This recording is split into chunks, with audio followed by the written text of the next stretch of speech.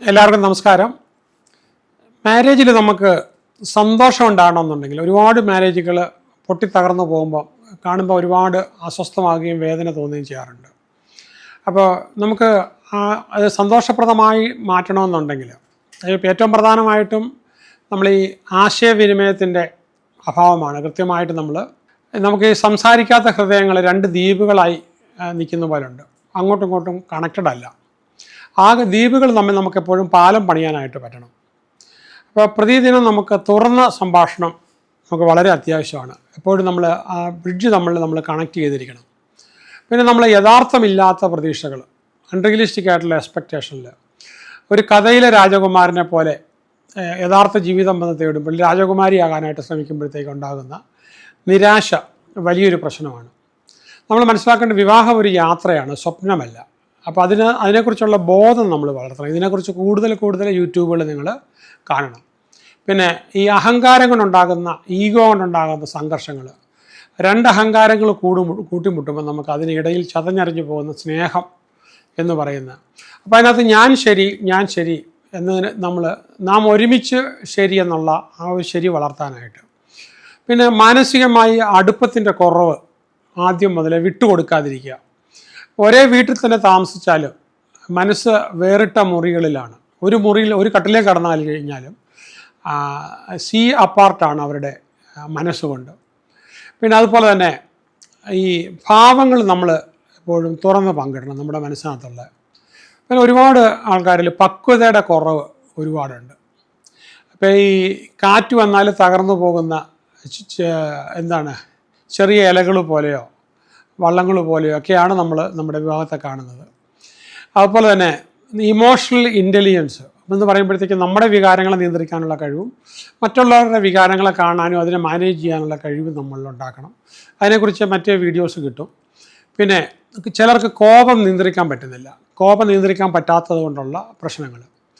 പിന്നെ മറ്റു ചിലർക്ക് അങ്ങനെയല്ല, ഒരു നിമിഷത്തിലെ കോപം വന്ന് വർഷങ്ങളായിട്ട് നിന്നിരുന്ന സ്നേഹത്തെ അവർ തീ വെച്ച് കത്തിച്ച് തീർക്കുമെന്നുള്ളതാണ്, നശിപ്പിച്ച് കളയുമെന്നുള്ളതാണ്. അപ്പോൾ ഇവിടെ നമുക്കെപ്പോഴും ഈ കോപങ്ങൾ വരുമ്പോഴത്തേക്ക് ഒരു 6 ദീർഘശ്വാസം എടുത്ത് വിടുന്നത് ഒരു നല്ല രീതിയാണ്. പിന്നെ ആങ്കർ മാനേജ്മെൻറ്റിനായിട്ട് ഞാൻ പ്രത്യേക വീഡിയോ ചെയ്തിട്ടുണ്ട്. നിങ്ങൾക്ക് ആ ഒരു സംഭവം നിങ്ങൾക്ക് ഉപയോഗിക്കാം. വേറെ ആങ്കർ മാനേജ്മെൻറ്റിൻ്റെ വീഡിയോസ് കിട്ടും. പല ഭാഗത്തുനിന്നും അസംസ്കൃത കാര്യങ്ങൾ എടുത്ത് കൂട്ടിച്ചേർത്താലാണ് നിങ്ങൾക്ക് നന്നായിട്ടൊരു വിവാഹ ജീവിതം കൊണ്ടുപോകാനായിട്ട് പറ്റുക. സഹാനുഭൂതി ഇല്ലാഴിക, അതായത് പങ്കാളിയുടെ വേദന കേൾക്കാതിരിക്കുമ്പോൾ ഹൃദയം കല്ലായി മാറുന്ന അവസ്ഥ, അല്ലെ പങ്കാളിയുടെ വേദനയിൽ നമുക്ക് തമാശയായിട്ട് തോന്നുക. ഇനി പിന്നെ അതിന് പകരം നിൻ്റെ സ്ഥിതിയിൽ ഞാനായിരുന്നുവെങ്കിൽ ഞാൻ ആഗ്രഹിക്കുന്ന എന്താണ്, ആ രീതി ചിന്തിച്ചുകൊണ്ട് കരുണ കാണിക്കുക എപ്പോഴും പങ്കാളിയോട്. നമ്മൾ കൊടുക്കുമ്പോഴേ കിട്ടുകയുള്ളൂ, ഓൾവേസ് ഗീവ്. പിന്നെ പ്രതിബദ്ധതയുടെ കുറവ്, നമുക്ക് ലാക്ക് ഓഫ് കമ്മിറ്റ്മെൻറ്റ്. അപ്പോൾ ഒരു വിവാഹത്തെ ഒരു താൽക്കാലിക കരാറായിട്ട് കാണുമ്പോൾ അപ്പോൾ ബന്ധം വളരെ നിസ്സാരമായിട്ട് സ്ഥായിയായിട്ടല്ലാതെ തോന്നും. പിന്നെ ഒരു ദീർഘകാല പ്രതിജ്ഞ ഉറപ്പിക്കുക, എന്നെന്നും ഉണ്ടായിരിക്കും എന്നുള്ളത്.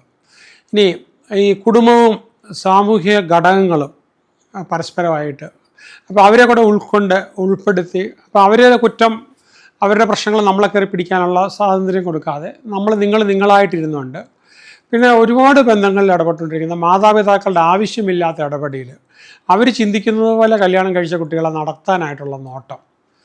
പിന്നെ ഈ രണ്ട് ആളുകളുടെ ഒരു ബന്ധത്തിൽ നിന്നൊരു മൂന്നാം ശബ്ദം, മാതാവിൻ്റെയോ പിതാവിൻ്റെയോ ഫാദറിൻ്റെയോ മദറിൻ്റെയോ അവിടെ ചിന്തിക്കേണ്ട ഒരു കാര്യം, ഒരു മകനെ കല്യാണം കഴിപ്പിച്ചൊരു അമ്മ അയക്കുമ്പോൾ ചെറുപ്പം മുതലേ ഇത്രയും കാലം നോക്കി വളർത്തിയ ഒരു മകനെ സമ്മാനമായിട്ട് മരുമകൾക്ക് കൊടുക്കുമ്പോൾ അതിനുള്ള ഗ്രാറ്റിറ്റ്യൂഡ് പ്രകടിപ്പിക്കാൻ മരുമകൾ ശ്രമിക്കുന്നുണ്ടെങ്കിൽ എല്ലാം തീരും. അതേപോലെ തന്നെ ഒരു പെൺകുട്ടീനെ കല്യാണം കഴിച്ച് തരുമ്പോൾ ആ പെൺകുട്ടിയെ വളർത്തി ഈ രീതിയിലായിട്ട് നിങ്ങൾക്ക് കല്യാണം കഴിച്ച് വിട്ടു തരുമ്പം ആ മാതാപിതാക്കളോട് നമ്മൾ തോന്നേണ്ട ഗ്രാറ്റിറ്റ്യൂഡ് നിങ്ങൾക്ക് പ്രകടിപ്പിക്കാൻ പറ്റും എന്നുണ്ടെങ്കിൽ, ആ പ്രകടനം ഉണ്ടെന്നുണ്ടെങ്കിൽ തീർച്ചയായിട്ടും നമ്മുടെ അവരുടെ അറിവില്ലായ്മ കൊണ്ട് വരുന്ന തെറ്റുകൾ നമുക്ക് തമാശയാക്കി നിങ്ങൾ തമ്മിൽ പറഞ്ഞു തീർക്കാനായിട്ട് പറ്റും.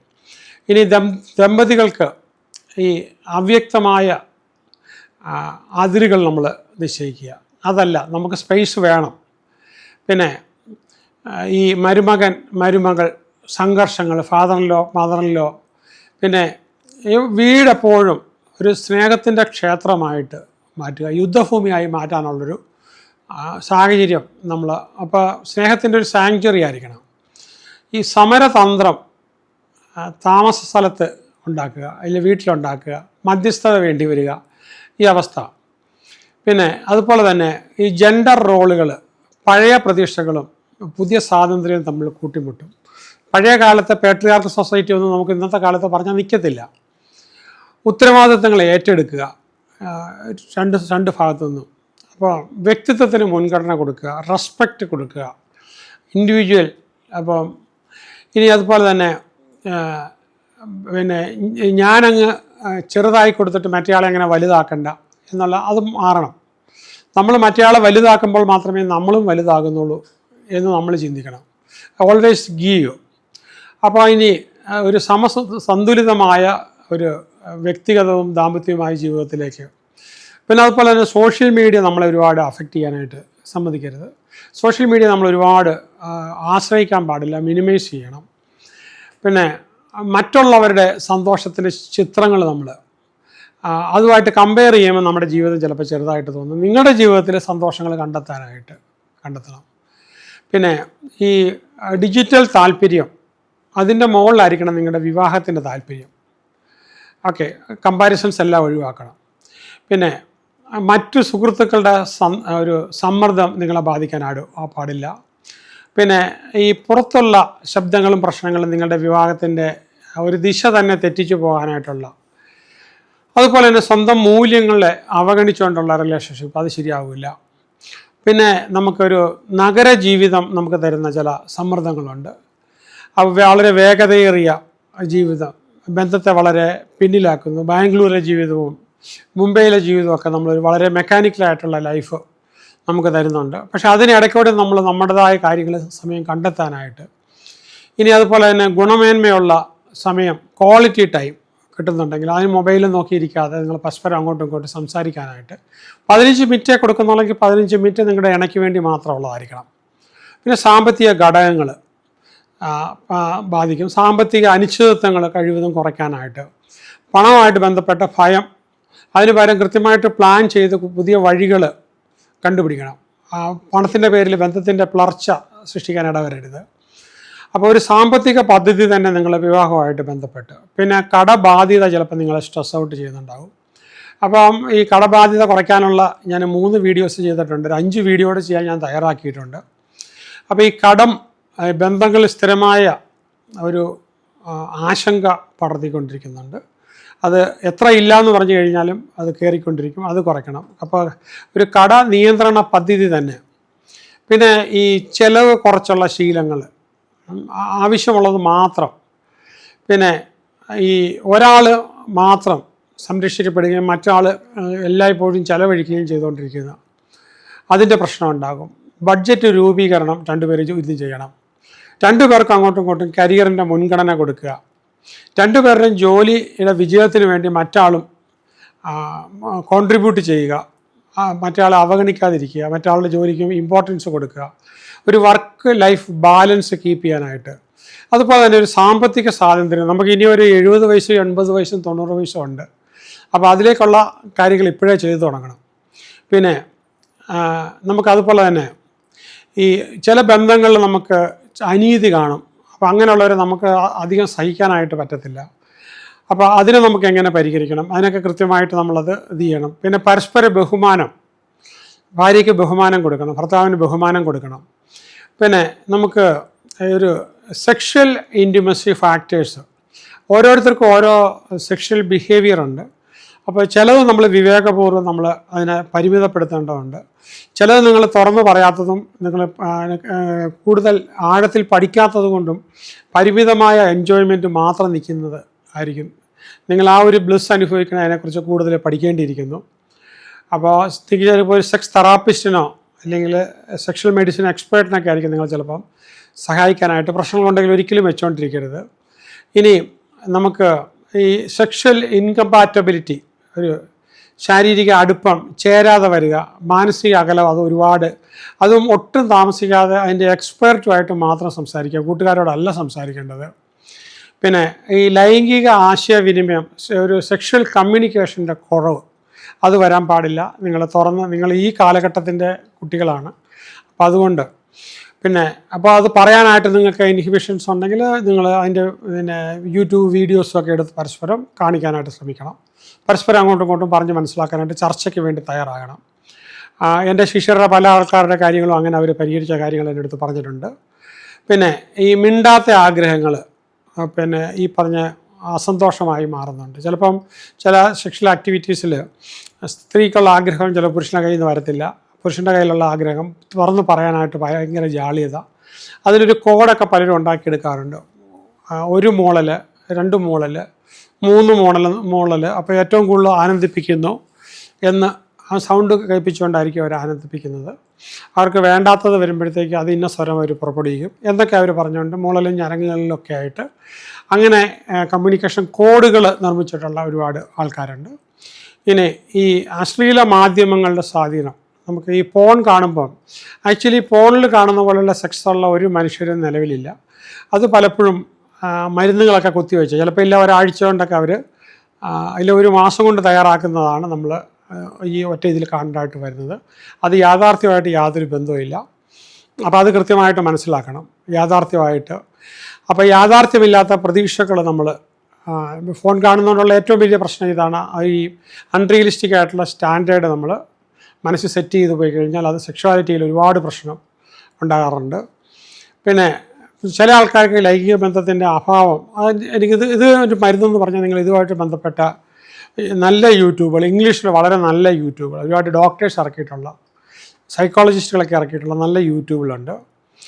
ശാരീരിക അടുപ്പമില്ലാത്ത, ബന്ധം തണുത്തു പോകുന്ന, അപ്പോൾ ഇണയെ എപ്പോഴും ആകർഷിക്കുന്ന പക്ഷികളെയൊക്കെ നോക്കുക, മറ്റ് ജീവജാലങ്ങളെയൊക്കെ നോക്കുക. അപ്പോൾ ഇണയെ ആകർഷിക്കുന്ന രീതിയിലുള്ള ഡ്രസ്സ് ഒക്കെ ആയിരിക്കണം. ഓക്കെ. അതേപോലെ തന്നെ നമുക്ക് വിവാഹേതര ബന്ധങ്ങൾ, എക്സ്ട്രാ മാരിറ്റൽ അഫെയർ. അപ്പം നമ്മുടെ ബന്ധത്തിനകത്തൊരു ഗ്യാപ്പ് വരുമ്പോഴാണ്, അവിടെ ഫുൾഫിൽ ചെയ്യപ്പെടാത്ത, പറയാത്തത് കൊണ്ടായിരിക്കും, പക്ഷേ ഫുൾഫിൽ ചെയ്യപ്പെടാതെ വരുമ്പോഴാണ് ഇതിന് കൂടുതൽ സാധ്യത വരുന്നത്. അപ്പോൾ അതിലൂടെ നമുക്ക് വിശ്വാസം തകർന്നു പോവുക. ഓക്കെ. അതിൻ്റെ പേരിൽ ചപലതകളായിട്ട് ആൾക്കാർക്ക് വരിക, വീക്ക്നെസ് ആയിട്ട് വരിക. അതിനെ ആ ഒരു കൂട്ടുകൂടി നിന്നുകൊണ്ട് തന്നെ ഒരൊറ്റ കാര്യം കൊണ്ട് മാത്രം നമ്മൾ അവരെ പുറത്താക്കി എന്നേക്കുമായിട്ട് പേഴ്സണ നോൺ ഗ്രാറ്റ ആയിട്ട്, സ്വീകരിക്കപ്പെടാത്ത വ്യക്തിയായിട്ട് മാറ്റുന്നതിന് പകരം അപ്പം സാങ്കേതിക തടസ്സങ്ങൾ, അപ്പോൾ ഇതിനൊക്കെ നിങ്ങൾ അവിടെ ഒരു എക്സ്പെർട്ടുമായിട്ട് അപ്പം തന്നെ ഇത് കാണണമെന്നുള്ളതാണ്. സ്മാർട്ട് ഫോണിൻ്റെ അടിമത്തം, നമ്മൾ സ്ക്രീൻ സമയം നമ്മുടെ ജീവിതം ഒത്തിരി കൊന്നു കളയുന്നുണ്ട്. അപ്പം ഇങ്ങനെയുള്ള പ്രശ്നങ്ങൾ നമുക്ക് വരുന്നുണ്ട്. അപ്പോൾ ഈ ഫോൺ ഉപയോഗിക്കാത്തൊരു സമയം എന്തായാലും നമുക്ക് കുറച്ച് സമയം എടുത്തേ പറ്റുള്ളൂ വിവാഹത്തിൽ രക്ഷപ്പെടുത്തണമെന്നുണ്ട്. ഓൺലൈൻ ബന്ധങ്ങൾ ചിലപ്പോൾ ഇതിനിടയ്ക്കൂടെ നമ്മളൊരു തമാശയ്ക്ക് തുടങ്ങിയിട്ടത് വലിയ പ്രശ്നങ്ങളിലേക്ക് പോകും. അതിൻ്റെ പ്രശ്നങ്ങളുണ്ട്. ഡിജിറ്റൽ രഹസ്യങ്ങൾ വിശ്വാസം തകർക്കുന്നുണ്ട് പരസ്പരം അങ്ങോട്ടും ഇങ്ങോട്ടും. അപ്പോൾ ഇതിന് ഒരാൾക്കൊരു ചപലതയുണ്ടെങ്കിൽ അത് പരിഹരിക്കാനായിട്ട് ഒരുപാട് കാര്യങ്ങളിൽ പരിഹരിക്കാനായിട്ട് രീതികളുണ്ട്, എക്സ്പേർട്സ് ഉണ്ട്. സ്വകാര്യത സംഘർഷം, അതിർത്തികളില്ലാത്ത പരിശോധന, സംശയം. അപ്പോൾ ഞാൻ ഇന്ന് വരെ 36 വർഷത്തിനകത്ത് എൻ്റെ വൈഫിൻ്റെ മൊബൈൽ എടുത്ത് ഞാൻ ഒരിക്കലും പരിശോധിച്ചിട്ടില്ല. എൻ്റെ മൊബൈൽ വൈഫും എടുത്ത് പരിശോധിച്ചിട്ടില്ല. ഞങ്ങൾ തമ്മിൽ അങ്ങനെ ഒരു പരിശോധനയില്ല. പരസ്പരം ആ ഒരു വിശ്വാസത്തിൽ തന്നെ നമുക്ക് അതിൽ വളർന്ന് നിൽക്കാനായിട്ട് പറ്റണം. ഓക്കെ. അപ്പോൾ അത് നമുക്ക് എങ്ങനെയാണ് കൊണ്ടുവരാനായിട്ട് പറ്റുക? വീട്, ജോലി, നമുക്ക് അതുപോലെ തന്നെ ജീവിതത്തിൽ ഈ പറഞ്ഞ അതിർത്തിയില്ലാഴിയെ നമുക്ക് വരിക. നമുക്ക് വീട്ടിൽ കടന്നു വരുമ്പോഴത്തേക്കും നമ്മൾ ശാരീരികമായിട്ട് വല്ലാതെ ക്ഷീണിക്കുന്നത് കൊണ്ട് ബന്ധവും നന്നായിട്ട് ക്ഷീണിക്കുന്ന ആൾക്കാരുണ്ട്. അപ്പോൾ ഒരു വർക്ക് ലൈഫ് ബൗണ്ടറീസ് സെറ്റ് ചെയ്യണം. ചില കാര്യങ്ങളൊന്നും നമ്മൾ വീട്ടിലേക്ക് കൊണ്ടുവരരുത്. ജീവിതശൈലിയുടെ ഘടകങ്ങൾ, മദ്യപാനം, ലഹരി, ഈ ലഹരി ബന്ധങ്ങൾ തകരുമ്പോൾ ഉണ്ടാകുന്ന പ്രശ്നങ്ങൾ. ആദ്യമൊക്കെ ഒരു തമാശയായിട്ട് തുടങ്ങിയിട്ട് ഇതിനും പരിഹാരങ്ങളുണ്ട്, നിങ്ങൾ വെറുതെ വെച്ചുകൊണ്ടിരിക്കരുത്. ഗാർഹിക പീഡനം, ഡൊമസ്റ്റിക് വയലൻസ്, ഈ ഭയം നിറഞ്ഞ വീട്ടിലെ സ്നേഹമില്ലാതെ നിന്നു പോകുന്ന അവസ്ഥ. ഇതിനൊക്കെ പരിഹാരങ്ങളുണ്ട്. നിങ്ങളപ്പം അത് വെറുതെ ആൾക്കാരോട് സംസാരിക്കുന്നതിന് പകരം എക്സ്പേർട്സുമായിട്ട് മാത്രം. രണ്ടുപേരുടെയും വാല്യൂ ഡിഫറൻസസ്, മൂല്യത്തിൻ്റെ വ്യത്യാസം, ജീവിത ദർശനങ്ങളുടെ വ്യത്യാസം, അപ്പോൾ അതിൻ്റെ പോരായ്മ നമുക്ക് പലപ്പോഴും നമുക്ക് സംഭവിക്കാറുണ്ട്.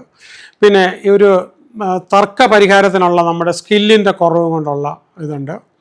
ചെറിയ തർക്കങ്ങൾ വലിയ യുദ്ധകളങ്ങളായി പോകാനായിട്ടുള്ള ഈഗോ അതിനെ അങ്ങോട്ട് ഭയങ്കരമായിട്ട്, പിന്നെ ചില റിലേഷൻസ് കൂടെ അവരോട് കൂടി അതിനെ ആകെ നശിപ്പിക്കും. പിന്നെ ഗുണമേന്മയുള്ള സമയം നമ്മൾ വിവാഹത്തിന് വേണ്ടി കണ്ടെത്താതിരിക്കുക. പിന്നെ സ്നേഹത്തിന് ശ്രദ്ധ കൊടുക്കാതിരിക്കുന്നത് കൊണ്ട് നമ്മൾ വാടുന്ന പൂ പോലെയാണ്. നിങ്ങളൊരു പൂച്ചെണ്ട് കൊടുക്കുന്നത് പോലും വിവാഹത്തെ കുറച്ചുകൂടെ ആ നിമിഷങ്ങൾ നമ്മളൊരിക്കലും മറക്കുന്നില്ല. പൂച്ചെടി വാടിപ്പോകാം. പിന്നെ കുട്ടികളെക്കുറിച്ചുള്ള അഭിപ്രായ വ്യത്യാസങ്ങൾ, പിന്നെ കുടുംബത്ത് ഭാവിയിൽ വരാവുന്ന ഭാവിയെക്കുറിച്ചുള്ള കാര്യങ്ങൾ പറഞ്ഞിട്ടുണ്ടാകുന്ന തർക്കങ്ങൾ, ഇങ്ങനെയുള്ള നമുക്ക് വളരെ കണ്ടിന്യൂസ് ആയിട്ട്, പിന്നെ നമുക്ക് ഇൻഫെർട്ടിലിറ്റി ആയിട്ട് ബന്ധപ്പെട്ട് അതിനൊക്കെ പരിഹാരങ്ങളുണ്ട്. എത്രയോ ഇത് ക്ലാസ്സിൽ വന്ന് മാറിയിട്ടുണ്ട്.